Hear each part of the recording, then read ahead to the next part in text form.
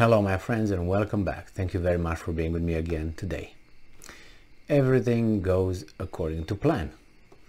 It seems like Taiwan and China are escalating their little scuffle, and there are some people who are ready to intervene and defend peace, freedom and democracy.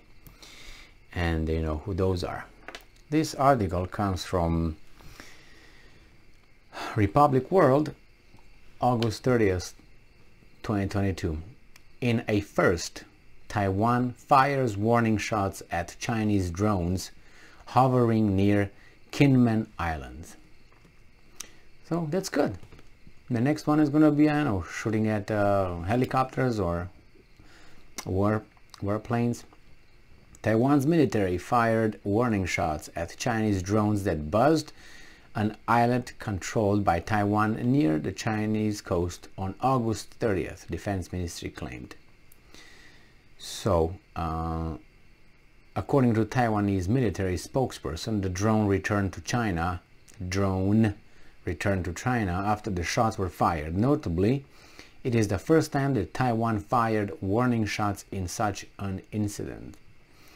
Taiwan's defense ministry said in a press release, and I'm quoting, "The Army Kinsman Defense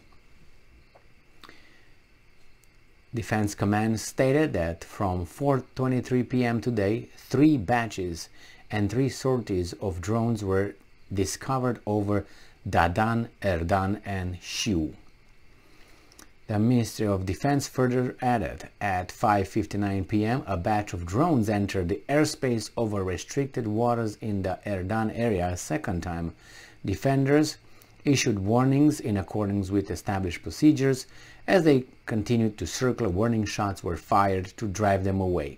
The drones flew away in the direction of Xiamen at 6:00 p.m. The Ministry of Defense will continue to maintain vigilance and close monitoring.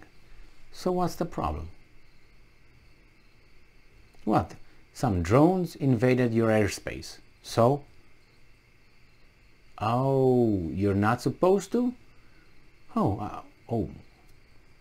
Because I know the United States went in Afghanistan with the drone and killed a guy, and then they're flying, entering the sovereign state of Afghanistan whenever they want. The drones from Pakistan, the American drones. Oh, that's illegal? You can't do that?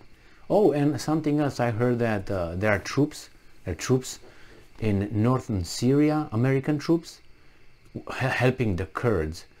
And I think in the east of Syria, in the east territory, where the oil is, there are about 900 American troops on the territory of sovereign Syria.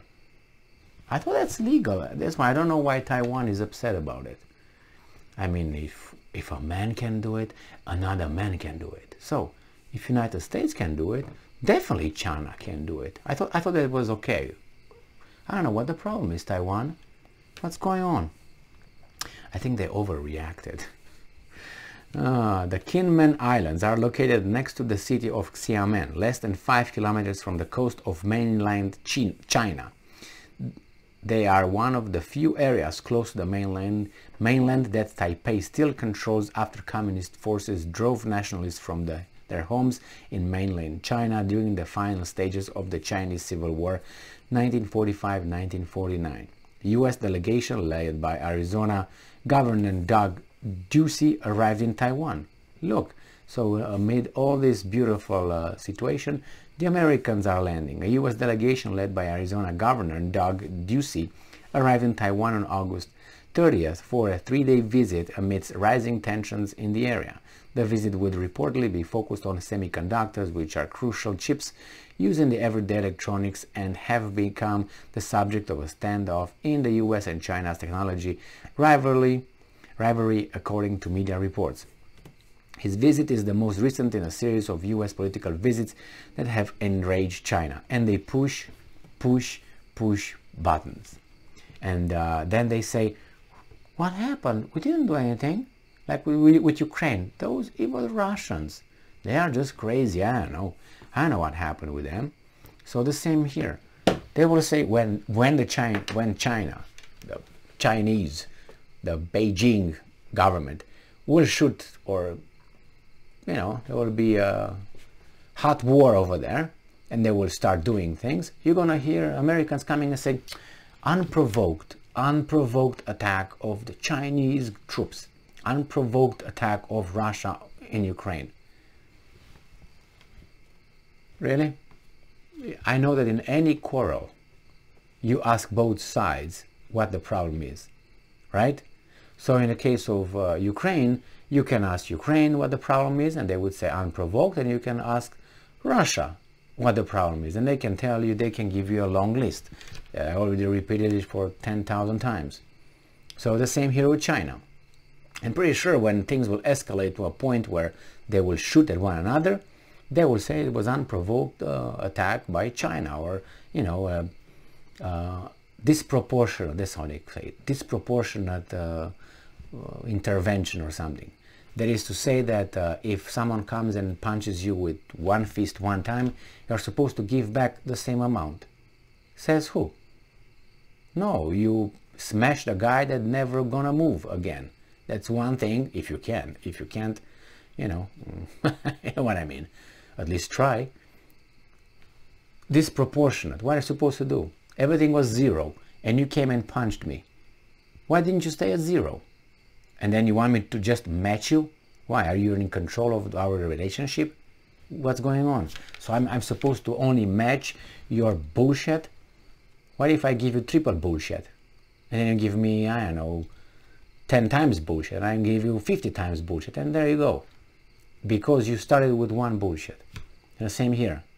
I mean, those drones were not doing anything. Like the Americans don't do anything in Syria. They protect. Probably the Chinese drones were just protecting the territory. Their territory.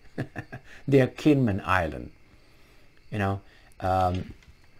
I'm waiting for condemnations coming from the US government, Foreign Ministry or Secretary of State, better put, saying that China's aggressive moves in East China Sea or something, or in Taiwan Strait is just creates problems and insecurity in the area.